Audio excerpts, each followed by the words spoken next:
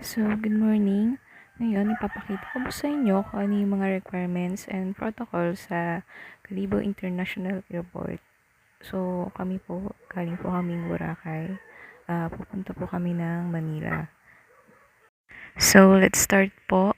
Huwag nyo na lang pong pansinin yung mga manok na background ko. Manok po yan eh. Talagang titila ako at hindi yan aso. First, kailangan natin ng mask. Second, face shield. Siyempre, kung wala ka ng dalawang yan, hindi airport ang punta mo, kundi police station. Nagbibiro lang ako. Upon arriving at the Kalibo International Airport, may mga personnel naman po na mag-a-assist sa inyo kung ano yung next step. So, the next step is to register into Trace app application. So, pwede mo siyang i-download sa Play Store. Ako, gagawa lang ako ng new account kasi may account na ako. So, let's register as an individual. So, basahin lang natin yung privacy policy ng Trace.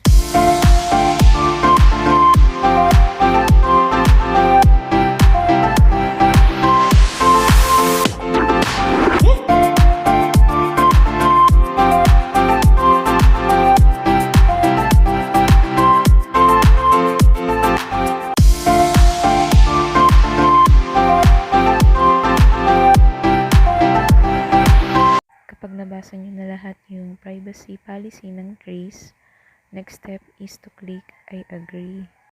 Siyempre, pag hindi nyo kinlik yan, hindi kayo makaka-register. Galing ha? Fill up na po natin yung form.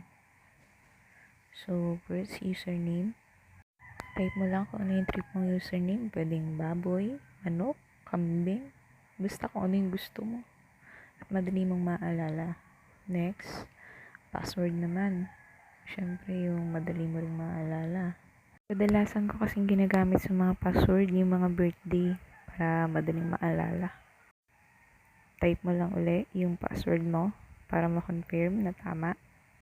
Next, first name mo naman o pangalan mo. Sunod, last name, apelyido.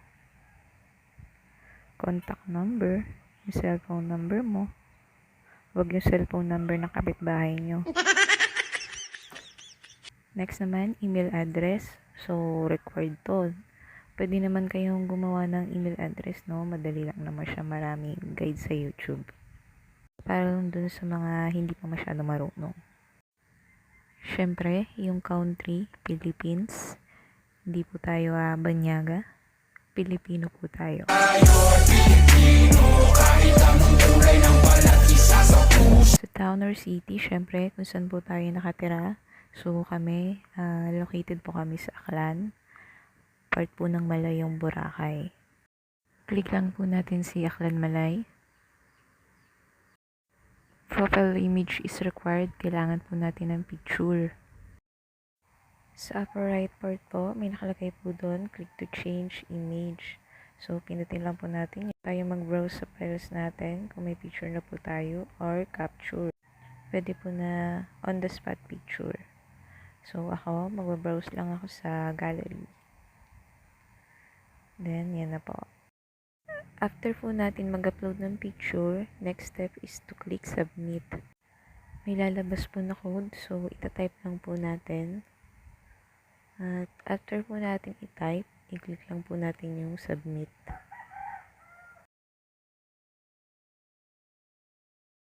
Two hours later. Ayun po, registration complete. Please enter your username and password to activate your account. Itatype na po natin yung username natin at password.